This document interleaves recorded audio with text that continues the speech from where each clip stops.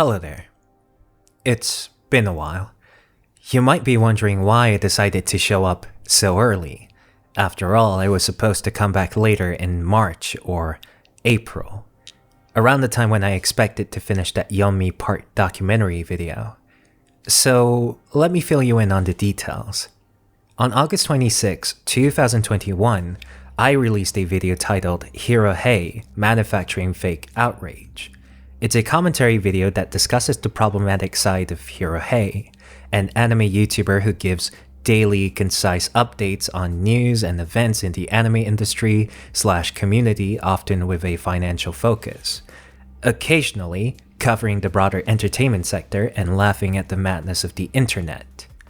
In brief, the video outlines several reasons why I think he's an unreliable news source on anime. This includes his propensity to conjure a false image on the Japanese society and their craft, how poorly he handled the news in the VTuber community, his massive yet vindictive ego, his ignorance regarding profit motives of companies in the anime sphere, and his unwillingness to change despite all the criticisms made prior. The video mostly received a positive reception from the audience. Many viewers came out with their own reasons for disliking Hero Hey, his content, and his fans. Even the man of the hour decided to show up and left behind this comment, albeit made minutes before the video premieres. Everything seemed fine for the first 3 months until one day he deleted his comment on my video. And in place of the now deleted comment is his response video, released on December 16th, 2021. After being hyped up about that video by his fans, I decided to watch the video after my finals. In short, it's not a good response video. If anything, I was left feeling disappointed by the end of it. So, without further ado, let's begin responding. First thing I should mention is that every example that he brought up in his video are things that occurred from a year ago to 2 years ago. Just like I predicted in the comment that I left, I said this was likely going to be stuff that was really old. The way I see it, there's no expiry date for old news. It doesn't matter if it happened a year ago, 20, or even 100 years ago. You still didn't address the issue, which is why people are still talking about it. I don't know why this is a point of contention for you when it shouldn't be in the first place. The solution is simple. You just have to address it. He's included so much old stuff in his video that he even crept through over 2 years of tweets that I made. He went all the way back on my Twitter to November 29th, 2019, and included this clip of me where I was just having fun with my katana while my mom was over for Thanksgiving. I just gotta say, in my opinion, it's pretty creepy. Now, you might not remember this anymore, but you also uploaded that same video on your YouTube channel. It didn't take too much of an effort to find on my part. Honestly, I'm not willing to torture myself scouring through your entire Twitter account just to have my brain cells wither away after finding this. For the first thing, political expression, this is a gigantic straw man. He literally makes up an entire argument and claims that I have that argument when that's not even the case. Unfortunately, that couldn't be further from the truth. People like Discount Store Linguini would say that Miyazaki is a virtue-signaling SJW. This guy claims that I say virtue signaling S to the W all the time, but in reality, I don't use that terminology. Like, I literally don't talk like that. No, you don't. The reason why I used the term SJWs was that my video was made for your fans. Many of them used these words to address the woke anime fans, which you often railed them against. I simply used the term for the sake of brevity. I see no tangible difference between these two sentences given the context of your videos during this time. By far, the majority of the anime fans that I've seen online don't like when corrupt corporations like Funimation force in very biased partisan themes in the Japanese intellectual property that they license and distribute when said intellectual property never had such rhetoric in it to begin with. Well, that's all you have to say, man. That's all I wanted to hear. It wasn't hard clearing the air, isn't it? People like Discount Store Linguini fail to understand that the Japanese fundamentally operate the same way as the rest of the world. They're not a monolithic entity that possesses the same stance on their societal issues, including politics. Thing is, I don't say that. I've talked about the various political parties in Japan before, including the Japanese Communist Party. The fact is, however, the majority of people in Japan do lean in a direction that could be considered more conservative. That's a large reason why the LDP is the dominant party in Japan. The problem with your assessment is that it's only half true. Even when Japan is socially conservative and has a conformist society, one cannot ignore the changes that have been happening there in the past year. The growing acceptance of the LGBTQ+ community and other historically disenfranchised groups are one example of this. Gender equality is also one issue that is starting to gain steam among the younger populace. The fact of the matter is, people generally don't vote for the LDP because of ideology or dogma. If they did, you wouldn't see the majority of LDP supporters favor same-sex marriages. If we compare this to the party's official stance on the issue, you would immediately realize the contradictions here. And from there, you will learn that the hypothesis that Japan is a conservative country is not so accurate, especially if you view and compare the society from a Western lens. Why the LDP got re-elected over and over again has more to do with the fact that Japanese society is very risk-averse. The LDP is considered safe and stable compared to the alternatives. The voters know that the party has its share of poor policy priorities and shady deals behind the scenes. At the same time, they believe that the LDP was the only viable option they had, miles better than the opposition parties that briefly replaced them in 1993 and 2008 respectively. In the face of a worsening regional security environment and ongoing economic struggles during the pandemic, disruption to stability is the last thing the people wanted. Unless the LDP really messed that up, the party is unlikely to get kicked out again. Moving on to the section of his video titled Persona non grata. In this section, he talks about a situation that occurred back in January 2021, and conveniently provides as little context as possible. He even admits this, but tries to cover it up by linking to Reddit threads in the description, which also lack context and are extremely biased. And you also conveniently forget to mention that you either privated or deleted those videos in question. Just in case I was proven wrong, I went back to the Reddit thread again to find those videos. When I sorted the comments by new, I came across this lovely little comment by one of your fans. Clicking on the link led me to a private video, and doing what I usually do best, I eventually found out that this is your apology video on the whole VTuber fiasco you got yourself in. Looking at the video firsthand, I can see why people took personal offense over it. It's an absolute dumpster fire. Thank you very much for tuning in. This will probably be the final update in this situation, and this video will probably be deleted by the end of the day or by tomorrow morning. I've already gone off and deleted the prior two videos, and here's why. And then I'm going to tell you what I'm going to be doing moving forward. So, you complain about me leaving behind a lot of context in this situation when it's clear now that you obscured the sources yourself. Absolute genius. So here's what actually happened. There were some posts on Twitter that people were making that gained traction, talking about this VTuber apparently doxing Coco. I covered the situation talking about the tweets, and I did specifically say that this didn't seem like the VTuber actually doxed Coco. However, due to failures in my coverage, including the title itself, many people still took this as the VTuber doxing Coco. I made a second video to clear it up, but the video was pretty trash, and it only made the situation worse. So finally, I made a third video, and with that, the situation was cleared up. Also, to make it up to the VTuber, I went on to promote her channel multiple times, and she went from like 8,000 subscribers to over 20,000. Just one small problem. But despite all that, I still made a mistake in my coverage, giving people the wrong idea. And I'll own up to that mistake. I'm not going to apologize for it. As I always say, apologies mean nothing to me at all. So what does mean something is making it right, promoting her. Hopefully, this will end up benefiting her overall. And there you go. Her socials will be linked in the description. Please consider checking her out if you haven't already. While it's important for one to clean up the mess that was done, so to speak, apologizing is always the first step when it comes to making things right. Apologizing shows that we care about the other person's feelings. It shows that we are capable of taking responsibility for our actions. If you ask me, this should have been common sense, but you refuse to do so because you perceive it as useless. I don't know who taught you this, but I'm telling you now that this logic is broken at its core. I think there's like two things that played a part in why I failed so much in this situation. The first is that it all went down right around January 2021, which you now know is also when my dad's health really started declining fast. The second is that for like 3 months before this, I was extensively covering the terrible things Coco was going through from the antis targeting her. That was the whole like CN Taiwan incident. These things certainly had an effect on why I covered the topic so aggressively and the failures in my coverage. Again, that's all you have to say.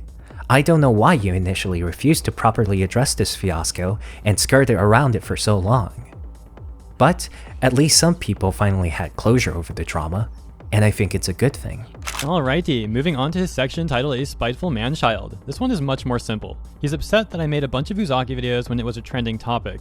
Sure, making that many Uzaki videos in such a short time could be seen as excessive, but it was a smart business decision, and I still stand by it. If he wants to be upset that I utilized this topic so well, he can be my guest. I also just don't get his point here. So like 2 or 3 random people made videos telling me to stop making videos about Uzaki. Well, why should I listen to their commands? He also acts like all I talked about then was Uzaki, and while it was a trending topic that I covered a lot, I still covered other topics. And saying I still talk about her to this day is a bit of a reach. Make a video here and there, but it's extraordinarily few and far between. And again, so what? Why is he so pressed about that? Plus the overall amount of Uzaki videos that I've made is like 35 in a year and a half. Admittedly, I should have made it clear that I'm not upset over the fact that you solely milked the Uzaki-chan drama.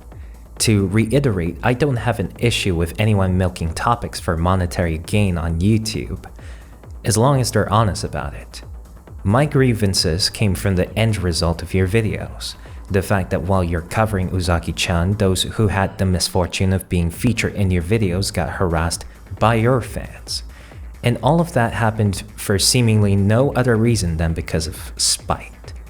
Many other channels before me pointed this out as well. They're not commanding you to do anything. They just pointed out how petty you are in this whole saga. I realize now that I should have done a better job articulating my thoughts here, and that is on me.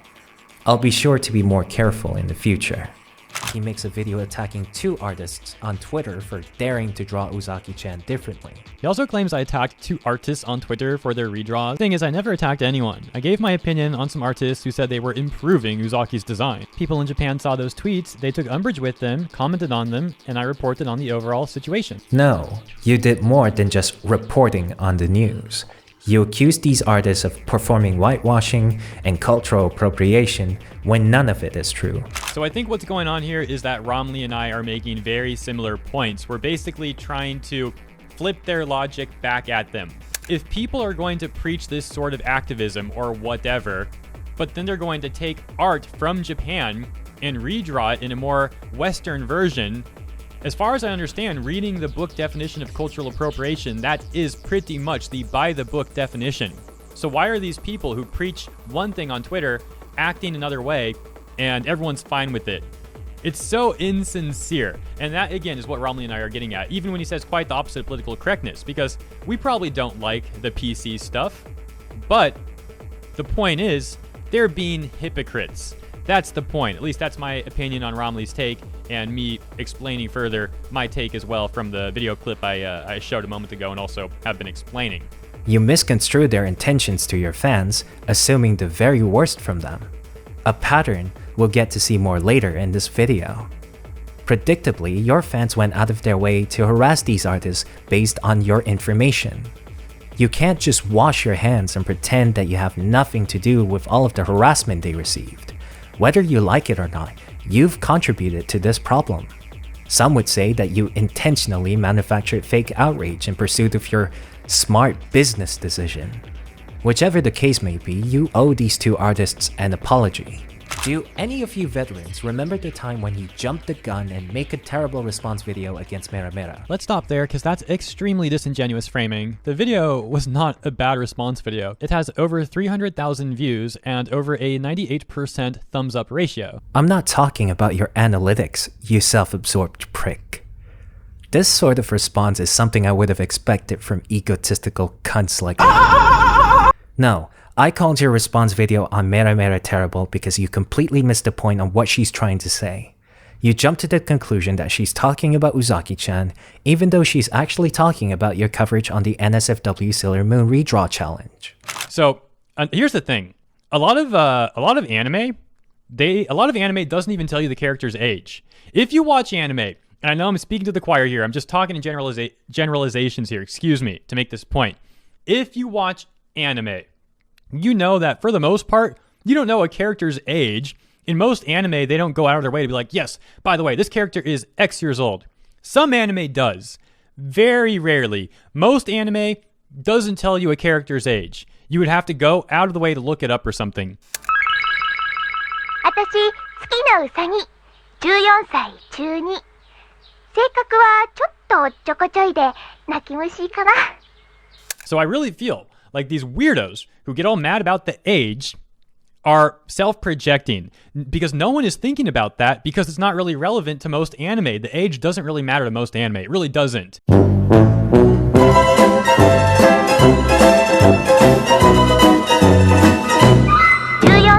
But what I really found grievous was her accusation that I don't understand why people dislike pedophiles, because that's what NSFW of underage children is, pedophilia. Of course, someone who's not a child and thinks they're the God Almighty of morality seems to think that if you feel anything other than apathy or acceptance towards this, then you are a snowflake to be trodden on by his following. Which to me is very close to, if not implying that I support them. This is such a disgusting accusation, it should not be surprising that I might respond to it. And she did say that it wasn't her intention at all, as her main point was about calling you out for being a massive hypocrite. Yes, she made that mistake, which she had already admitted and apologized for. However, it's rich having to hear all of this from you when you did the same thing in this video covering the manga gamer staff. However, when I looked at a few of these people on Twitter, and somehow I'm already magically blocked, that's kind of weird, just saying. Regardless, when I looked at some of these people on Twitter, the stuff they are retweeting and talking about is very strange.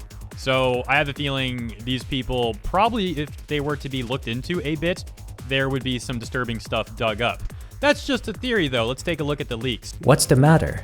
Why did you stop there with the "that's just a theory" nonsense? Please, tell us. What kind of strange and disturbing things were the manga gamer staff saying and retweeting behind the scenes? Are you implying that they're maps? Or is it something more nefarious than that? Please, don't shy away from discussing your issues in detail, even if you risk demonetization as a result. Keep in mind that she was 14 at the time. He claims she's 14 years old, and I have no idea where he's getting her age from. Oh gee, I wonder where I got my information from. Are you telling me that you hadn't watched her response video yet? It's strange, considering that you seem to develop an obsessive habit of searching your name on Twitter and YouTube every 5 minutes. The next section of his video, titled Sanitizing Content, is actually pretty good. I agree with a lot that he says here about companies operating out of the US. Couple issues though real quick. He does seem to forget that companies tend to have things called target markets. He also tries to directly correlate how certain companies operate out of the US with Japanese anime studios, which isn't exactly a great comparison. I disagree. I think it's still a great comparison. The anime market in China was worth $21 billion in 2017. Clearly, their market dominance and influence in the anime industry is not something to be sneezed at. There's a reason why anime shows like Dragon Maid and The Way of the House Husband were heavily censored in China. For better or worse, anime companies would instead not give the Chinese censors any reason to get their shows blacklisted, lest they want to cut off a significant slice of their potential viewer base and revenue. All of that comes back to my original point. It's the fact that companies' primary goal is to make maximum profits under the system of capital. This mindset isn't exclusive to companies based in the United States. It's still applicable to companies based in Japan and elsewhere. It's just the way it is. But hey, I'm not a business student like you, so what do I know? The last part of his video, titled Feeding the Ego Machine, starts with a clip of me talking about a handful of YouTubers who would send me hate on Twitter. See, here's the problem. It's easy for you to dismiss other content creators who criticized you on Twitter as sending hate. But based on their tweets that I found all the way back in 2020, it's clear that this is not the case. Most of these tweets consist of them calling you out for your lack of research. They dislike you, that much is a given, but the criticisms made against you were still valid. So what do you do in response? Call them a stalker, misrepresent their intentions.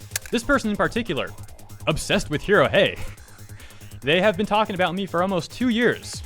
Pretty much like every month, or twice a month even sometimes even more than that. They talk about me. It's odd. If you don't know, this person does have a YouTube channel with almost 100k subscribers. They might hate me or something or be obsessed with me. I don't really know what's going on there. Something's clearly going on. I don't know what it is. You can keep attacking me or whatever. I'm not even gonna say attack. This is not an attack to me. You can keep talking about me on Twitter if you want. Ultimately, as I've said, all I want for you is for you to be happy uploading back on your channel again or whatever. Maybe that doesn't make you happy anymore. I guess if this makes you happy, then more power to you. Have fun ranting about people on Twitter, I guess. The fact that you tried framing these tweets as hate proves that all that talk about you wanting honest critique is bullshit. Your ego is what prevented you from seeing these tweets for what they truly are. The important distinction here is that I didn't start that. They sent hate in my direction, and I had no interactions with those people beforehand.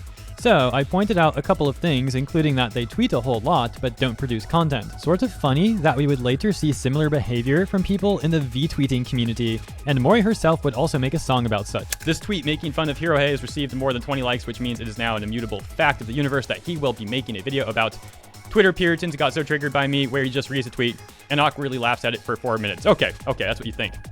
No, what we're gonna do next is we're gonna try to understand why you do this. And I don't know, it's weird. Like I said, obsessed with them. So why is that? Are you scared to upload content on YouTube? Are you scared of getting judged by the YouTube audience? So you stay on Twitter and attack other people that post on YouTube? Is that it? Have you ever considered the possibility that they might have a real-life job? And even if that wasn't the case, I still don't understand what you're trying to get at. Why is this a problem for you? These content creators can do and say whatever they want with their social media platforms. You were not entitled to the privilege of them talking to you first before airing their criticisms against you. And most importantly, they don't have to make videos on you to get their point across. I don't understand. I really don't. Are you just lazy? You stopped uploading because you're lazy? And look, I know people have other things going on in their lives. So why are you asking this question again? The answer is right there, you know? That said, I'll criticize myself here. I came off a bit too aggressive in my opinion. Again, this is an old clip of me. I've been through a lot since then, and I've changed a lot too. You didn't. To me, he also comes off like he takes himself way too seriously.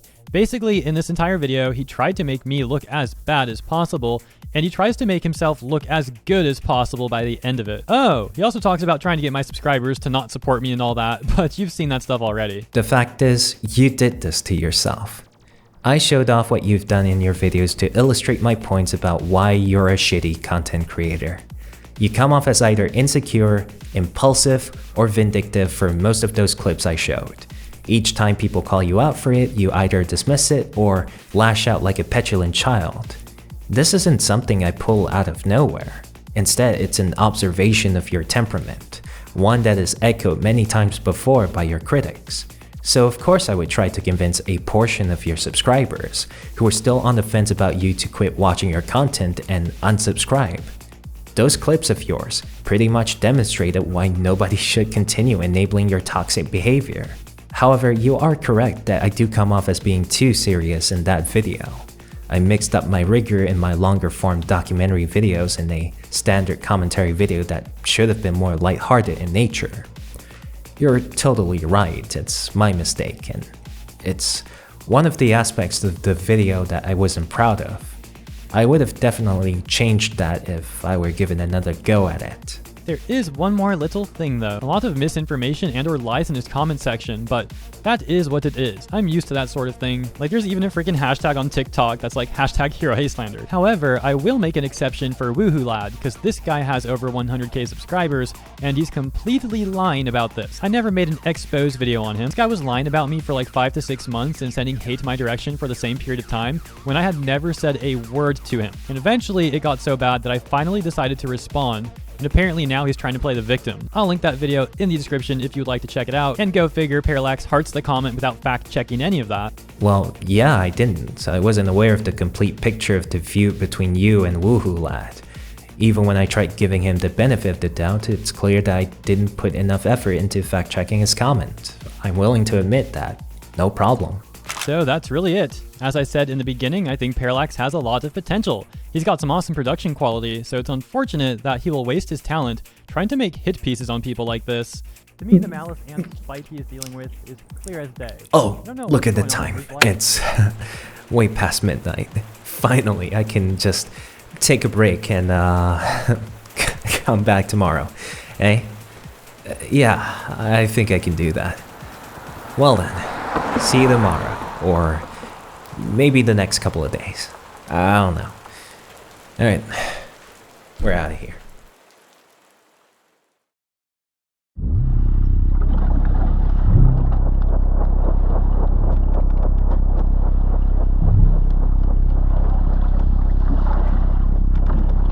Colombia, it was almost like North Korea in some sense. I mean, even North Korea wasn't that crazy compared to America's walking.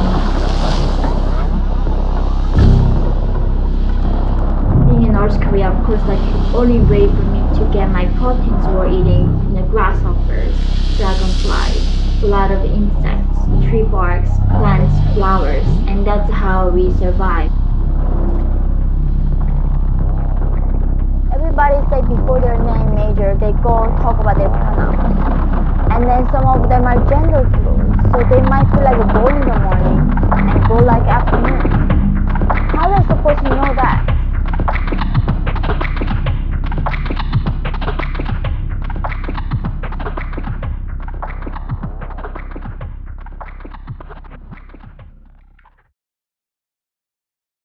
So, if you think that this video is over, I got some bad news for you.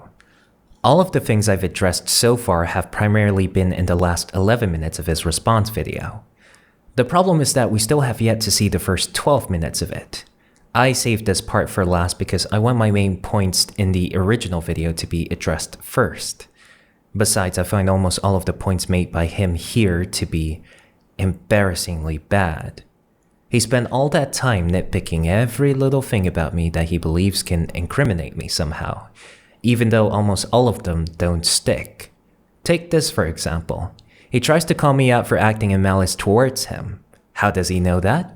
Well, because I called him Discount Store Linguini. I would like to start by complimenting Parallax actually. I think he's got a lot of potential. Unfortunately, based off the video he made against me at least, there are some major things holding this guy back. For example, he makes numerous strawman arguments, he uses numerous personal insults, comes off as a very malicious person. Like I mentioned, he likes to use personal insults as well. You'll notice he says Discount Store Linguini throughout his video over and over again. Most likely he's referencing this character from Ratatouille, so it seems like in some manner he's attempting to insult my appearance. Me calling you Discount Store Linguini is nothing more than just a shitty joke. It's an insult, but it isn't as personal as you think it is, nor is it that deep. Calm down, Tiger. It's like, okay man, you can say whatever you want, but that doesn't look good on you. I don't make personal insults against people, you actually do. This weirdo says, please have an embrace with a real woman or man instead of making culture war videos in 2020. My only response is asking this guy to please never at me again, ever. Never want to see that profile picture ever again. You engage in bad faith. You forget to mention that in order for bad faith arguments to occur in this case is for me to be well aware that my argument is incorrect, and hoping that the person I'm trying to make the video for, in this case your fans, won't notice it. However, you've never proven this. All you're doing is harping on the fact that I insulted you and basing off of my vibe to prove that I'm operating in bad faith. So I ask you, do you know what bad faith arguments are, or are you using it because it makes you sound good and smart? You make overt hit pieces on people, you tell people to basically unsubscribe from other people's channels. Like, none of this looks good for you at all. I don't care about looking good in this situation. I don't know why people think I'm trying to be a saint here when I never claimed to be one myself. I am an absolute cunt, and I've admitted to it several times before. Still, I trust my viewers to differentiate my character and the criticisms I've made on other people, because I believe they're mature enough to make that judgment call whether or not my points have merit in them. Trivial things like schoolyard insults don't diminish the validity of the criticisms made, because merely insulting someone is not a fallacious ad hominem. It wasn't used as a primary point against you at all. And despite the lies that this guy's trying to spread about me, I've never tried to ruin someone's channel, unlike him. I've defended numerous artists on Twitter from harassment, and some have even personally thanked me after. I've also just talked about bigotry in general on Twitter, which is unfortunately quite prevalent. I criticize corruption in companies, raise money for charity. Like, we've raised almost $10,000 now for Give Kids the World. People who use giving to charity to call themselves good people aren't good people by default. Charity, by its definition, is a selfless act, so to use it to your argument's advantage pretty much removes its entire purpose. One of the overall themes of his video as well is that I'm just some grifter or something, which is ironic because I don't ask people for money, and again, my community actually doesn't give me money. Oh, none? On the other hand, the first thing in his description is his Patreon. He makes community tab posts shilling his Patreon, and on his Patreon itself, he even talks about how if you give him money, you will boost his morale. Yes? Patreon actually helped boost my morale. By now, you would know that YouTube won't pay its creators a single cent if they don't get the AdSense revenue past the $100 threshold by the end of the month. Since I don't upload as much as you do, Patreon gave me that sense of assurance that I won't go broke by the end of the month. I use the money mainly to buy props, camera and lighting equipment, editing software, audio interface, whatever makes my video production quality go up. This isn't grifting. Plus, the definition you used is not what I'm talking about. The way I utilize the word grifter is when someone is getting money or attention by espousing beliefs they don't personally hold. People like Tim Pool, Blair White, and Bad Bunny are good examples. In your case, I can hazard a guess that the reason why these two contradicting videos exist is that you don't actually feel strongly about redraws and edits. You chastise Twitter users for being inconsistent with their beliefs. But ironically enough, you ended up doing the same thing. As I said, I don't have an issue with you securing the bag. It's your double standards that I took issue with. Giving one statement today. Something that I've also experienced is, well, I've covered a situation in the past where an artist drew art of Kaya and someone took the art and edited Kaya to become darker, and the artist didn't like that, asked them to stop, and they didn't stop. And when I covered that, people claimed that I'm racist and also that I support whitewashing, when I literally just covered what happened to this artist and also showed the double standard. It's almost like some of these people on Twitter are just wholly disingenuous, from their faux concern about the issues black individuals face to their very own arguments. And contradicting it on the other.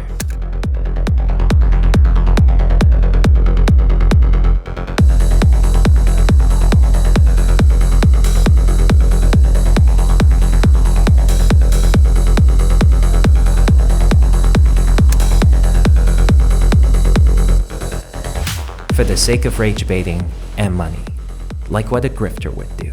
Even though I should have fleshed out my points there a bit more, the fundamental idea of that criticism is valid nonetheless. Another main theme to his video, including in the title, is that I apparently manufacture outrage. The claim itself is absurd because there's so much outrage in the world. To suggest that I'm manufacturing outrage is ridiculous. I don't even cover the smallest fraction of all the outrage out there. Furthermore, I show the evidence of what I'm talking about in every video. Look, I will openly admit that at times, like on slow news days, I will pick low-hanging fruit from time to time, but that's not the same thing as manufacturing outrage. Just some topics are more important than others that I cover. No, you do this all the time. Have you already forgotten that you made this video 2 months ago regarding Genshin Impact's change of publisher to Cognosphere?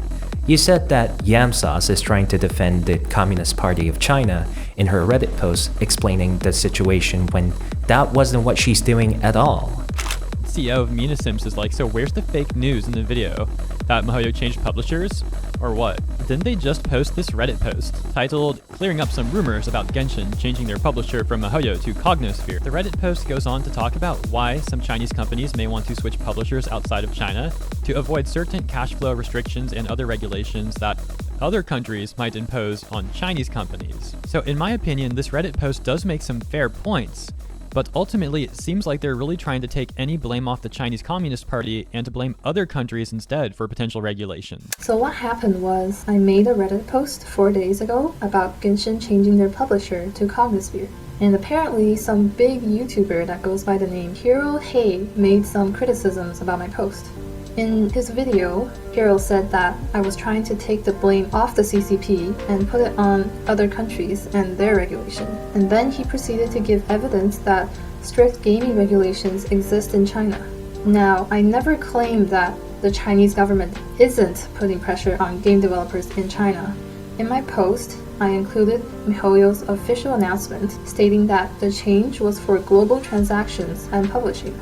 Many people didn't know about this announcement because the popular YouTube videos didn't give them any information. I simply notified them of this announcement and explained how global transaction issues can be resolved by the publisher. For any other game, the developer's announcement alone would have been enough to end the debate, but somehow Genshin's official announcement can't be trusted. Some people think having a Singapore publisher means MiHoYo is free from Chinese censorship rules. For Chinese gaming companies, censorship applies at the development stage, and changing publishers doesn't affect game development at all. As long as MiHoYo itself is still a Chinese company, no matter how many offshore subsidiary companies they make, they cannot be free from Chinese regulations. As long as MiHoYo still wants to serve and profit from the Chinese market, they cannot be free from Chinese regulations. Can you tell that this pattern is very on brand with you at this point? I said this before, and I'll say it again. You have a tendency to misrepresent and paint someone in the worst light possible, which inevitably your gullible fans ate it up wholesale. What you've been doing is indicative of what your channel has always been, manufacturing fake outrage. I'm sure as hell not wrong in that assessment. Let's face it, he probably doesn't know a thing about responsibility, accountability, and consistency. It's sort of astonishing how personal he tries to make all of this. The fact is, he says he's 20 and I'm not a whole lot older than he is. I'm also not going to make the same assumptions about him that he said about me. And I don't talk about my personal life often, if ever, and moving forward, I will share some things about my personal life in this video. Let's start here. I grew my channel while working at a restaurant, training BJJ and Muay Thai, and also going to college. Got hired there as a teenager and worked almost every position: busboy, back waiter, host, takeout, server. Not long ago, my channel was doing well enough that I dropped school and the restaurant work. I enjoyed the business classes I took in college, but stuff like the GE program seemed really daunting and, to be frank, not something I wanted to put my time into. So when I found myself with this opportunity, I realized, it was a fortunate thing, and I wanted to utilize it to its fullest. Didn't want to waste it, in other words. I've also got a mother who works very hard, but has some serious medical expenses going on that I help her with. There's nobody else that can help her. And that is going to get into the next part of my response. Talking about why I'm responding now, 4 months later. 9 months ago on March 5th, 2021, I made a video that was 55 seconds long, titled "I would like to address this." At the time, my uploads were not as consistent as they currently are, and I saw some comments wondering if I was getting burnout. And I didn't want to speak on this very much, and I left it rather vague.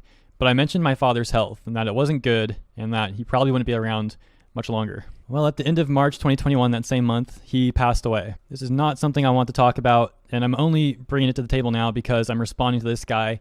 And I thought about this a lot over the months, thinking if I was going to respond to this or not. And I decided really, there's two things I could do. I could respond and not mention this, but then I know afterwards I would probably have some regret in not giving you guys the full context. If I'm going to respond, I should probably respond in full. And yet if I do respond, I have to bring this up. So it's really like a rock and a hard place. I don't care about your family or your personal life. My video on you has always been about your channel. When I said that you know nothing about responsibility, accountability, and consistency, I said it in the context of you as a content creator. You don't have to drone on about your personal issues for 5 minutes. But you just have to do it because you feel that you're forced to open up because of me. Because according to you, I'm the one who's trying to take things personally and not the other way around. You accused me of acting in bad faith. Yet here you are doing the exact same thing. Talk about not wanting to stoop on my level, huh? You see videos criticizing you call them malicious hit pieces. This is a follow-up to a video I made about a week ago regarding the voice actor on RWBY for Lai Ren, the brother of Monteum, Nithum, and his apparent hit piece against me. Anyways, it looks like the hit piece, so to speak, is out. Here's what Nithum has done. I'm apparently exposed now. Apparently I'm over, and some people on Twitter are really happy about that. Well, they're going to be really unhappy to find out that this whole thing just looks like a giant nothing burger, and it probably won't negatively affect me at all. As a matter of fact, I'm almost at 200k subscribers. I'll probably hit that within the next few days. When some of your fans tried to mellow your temperament, you became antagonistic. Hey man, why don't you stop talking about Uzaki? You're just dragging it on. Maybe you should do something more positive rather than negative. And I'm very confused here because most Uzaki coverage has been really positive, to be honest. We're just laughing and memeing and having a good time. Uzaki's getting more popular in Japan as well. It's great for her. It's great for the series. It's great for the fans. The only people who are actually negative about all of this are the salty people on Twitter. So maybe you should, go direct your time and attention to them rather than us. When people criticize you for being a vindictive piece of shit in your videos, you perceive them as a personal attack.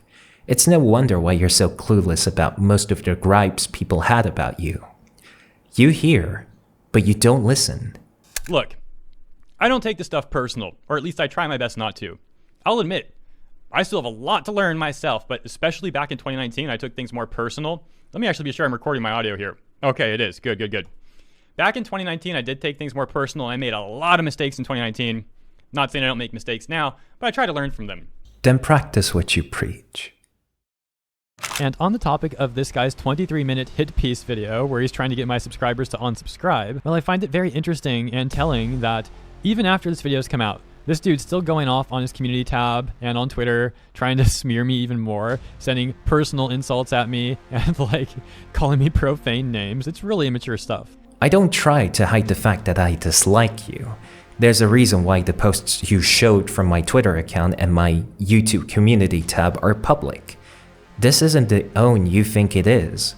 I like being transparent in how I feel towards specific individuals or groups before making my videos. I did the same thing for Happy Science and Prince Meat Live, and nobody seemed to raise any objections with what I do. I have no reason to treat you any differently than the others. And now, apparently, he's working on a video about me for 2022. Ooh, he's not done yet. It is so blatantly obvious that this dude has major malice towards me. He's literally trying to damage me. Not a smart thing to do overall, but just not a good look for him either. It's funny because you assume that you'll be the main person I'll be talking about in my upcoming video. I mean, the star of the show is marked TBA there, as in to be announced. I used all three of your names because it generates hype. It's the same way you generate hype by clickbaiting the title of your videos all the time.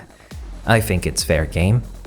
He's even tried to get other YouTubers to go after me. First of all, I've never made a video about what he's trying to tag me over here. Second of all, you never see me trying to get other YouTubers to go after him. I mean, that's just pathetic behavior. No, I did it for the simple reason that I was hoping for them to laugh at you and nothing more. I don't have major sway over what videos these big commentary YouTube channels decided to do. I get that your channel revolves around making videos based on the Twitter tags that your followers left behind. But channels like Nicholas the Oreo don't operate the same way as you. This is why even when I tagged your name under his tweet, I already knew that he wouldn't make videos on you. With that said, I can now see why you interpret this interaction the way you do. Despite my original intent, I shouldn't have done that to avoid misunderstandings. You're right. It was a mistake on my part, and I shouldn't have done that. I'm sorry. I would do well to be more responsible in my conduct in the future. So, I guess that's pretty much it. Looking back at your response video, I realized that there's room for improvement with how I structured my video and how I conduct myself. However, I still stand by most of what I said. Despite paying a heavy price for it, I have no regrets calling you out for what you've done in the past or the present. Would you have addressed the issues outlined in the original video by your own volition had it not garnered as much attention as it did? Probably not. I'm just glad that the video blew up the way it did. I'm proud of the fact that the video has finally fulfilled its purpose in finding the answers I seek. And I couldn't have done it without you. Discount store linguini.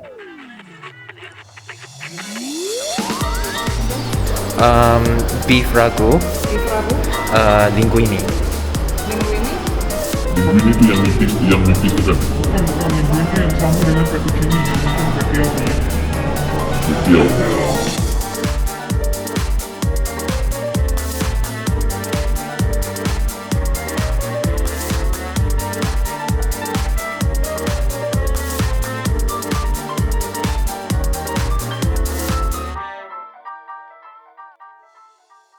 Thank you so much for watching this video, and I know this is going to be embarrassing, but this video was supposed to be released in January, but a lot of things had happened for the past 2 months. I don't want to go into too much detail about it, but the gist of it is that my house got flooded and I have finals around that same time, And, trying to finish that script for the Yomi part video is quite challenging when I've been going about trying to build my new furniture to replace the ones that we've lost.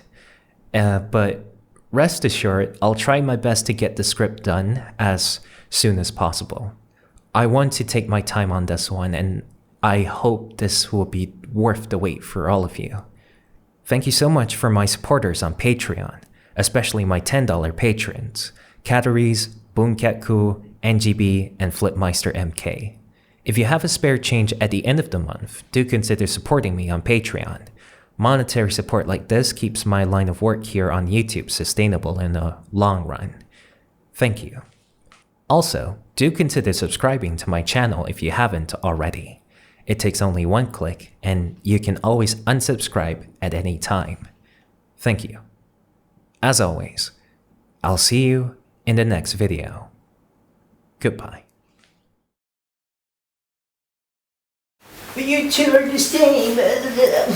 Fuck you. Nah,